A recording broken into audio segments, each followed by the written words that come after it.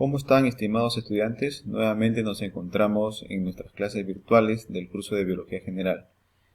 El día de hoy vamos a trabajar, un poco darle las nociones sobre el tema denominado proteínas y enzimas. Entonces, para ellos procederemos a darles algunas nociones.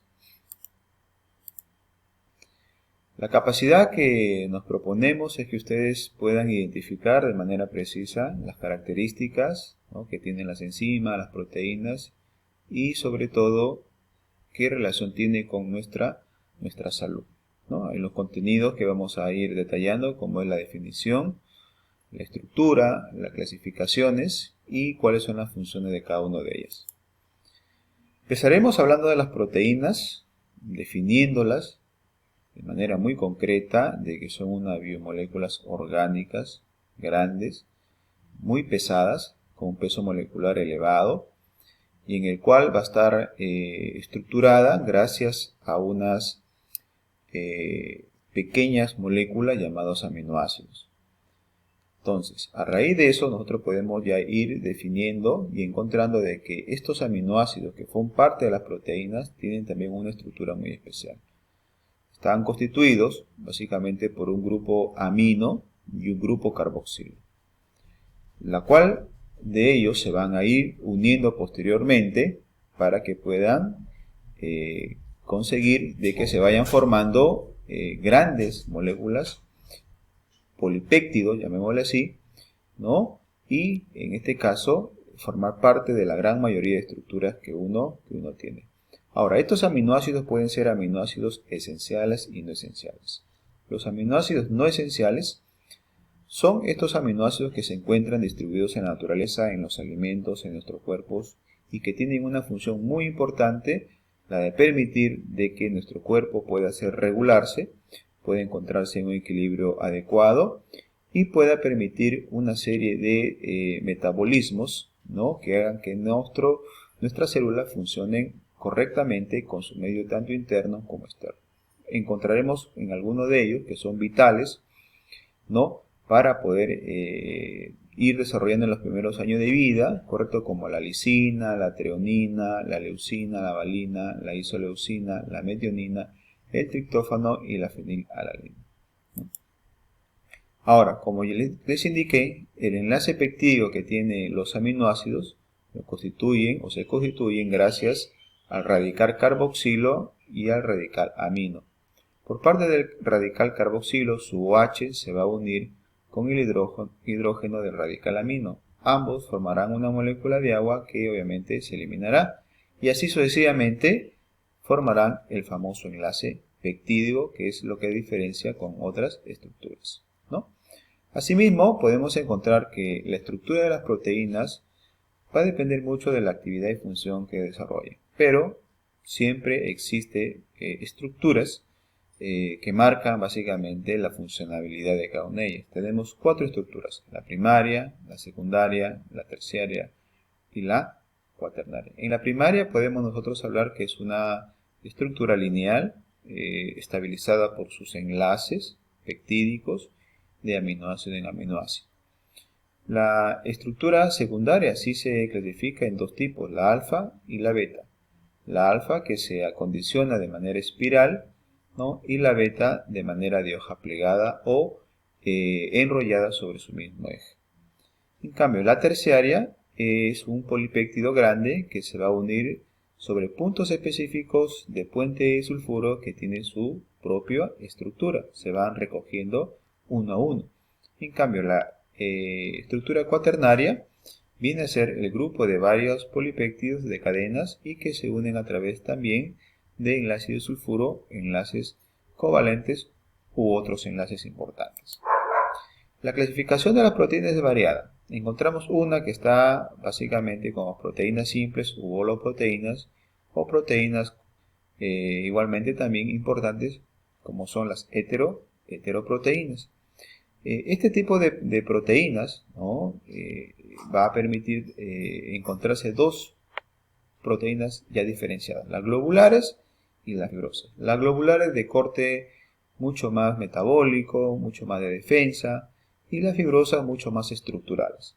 al igual que la hemoglobina, que también son heteroproteínas importantes que hacen que en este caso funcionen como una especie de en el intercambio gaseoso, ¿no? Entonces vamos por ahí a grandes rasgos para ir hablando sobre la clasificación. Igualmente, las funciones de las proteínas, nosotros podemos encontrar que tienen la función estructural y soporte mecánico. No olviden que muchas de las proteínas, como el colágeno, como los tejidos cartilaginosos, ¿no? Los tejidos, las queratinas, están formando parte de este compuesto general de nuestro soporte mecánico, que hace que podamos mantenernos en equilibrio o que hagamos alguna actividad en especial. La acción enzimática, al igual que la anterior, son proteínas que catalizan, que aceleran el metabolismo energético, proteínico o ácido graso, en este caso que tiene nuestras funciones biológicas.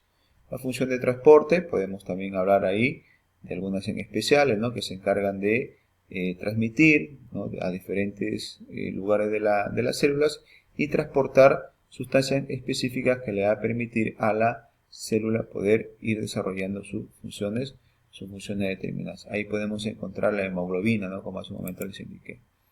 La función de movimiento y de contracción, tenemos a la actina, a la miosina, que en los procesos musculares van a intervenir rápidamente para nuestra movilidad intracelular.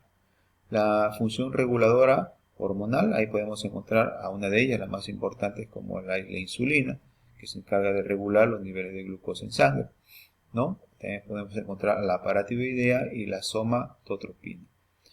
En la función de defensa encontramos ahora una proteína llamada las inmunoglobulinas que intervienen en la defensa de nuestro cuerpo, dándole obviamente una importante reacción a todo nuestro sistema inmune y que permita la destrucción de ciertos microorganismos que causan alguna molestia. En el caso de las enzimas son también importantes proteínas, ¿no? Que se encargan de acelerar o de trabajar como catalizadores bioquímicos en condiciones determinadas, ¿no? Entonces van a permitir una reacción metabólica con ciertos factores externos que permitan realizarla de la mejor manera. Tenemos como características también por su grado de especificidad, son muy específicas, tienen una cierta afinidad por algunos sustratos que lo van a permitir degradar, especialmente sobre la superficie de ellos, y obviamente a utilizar a sus aminoácidos dispuestos en su estructura para trabajar de manera catalítica. La estructura es diversa, podemos encontrar básicamente que en la estructura de la enzima encontramos un sitio activo específico para ir destruyendo el sustrato fijado por ellos, ¿no? Por eso que también hay sitios de fijación o sitios de unión al sustrato. También encontramos en la estructura de la enzima el sitio catalítico, que son surcos, son hendiduras que se encuentran en la parte de la estructura de la enzima y que están obviamente estructurados a base de aminoácidos con función catalítica. Ahí podemos ver nosotros una función, un modelo de activación catalítica, que uno de ellos es el modelo de la llave y cerradura y el otro es el ajuste inducido. En la llave y cerradura la enzima va a entrar directamente a la forma que tiene el sustrato para poder degradarlo. En cambio, en la ajuste inducido, lo que va a hacer la enzima es provocar una reestructuración del modelo del sustrato para poder recién activarse. Estos son dos modelos básicamente diferentes.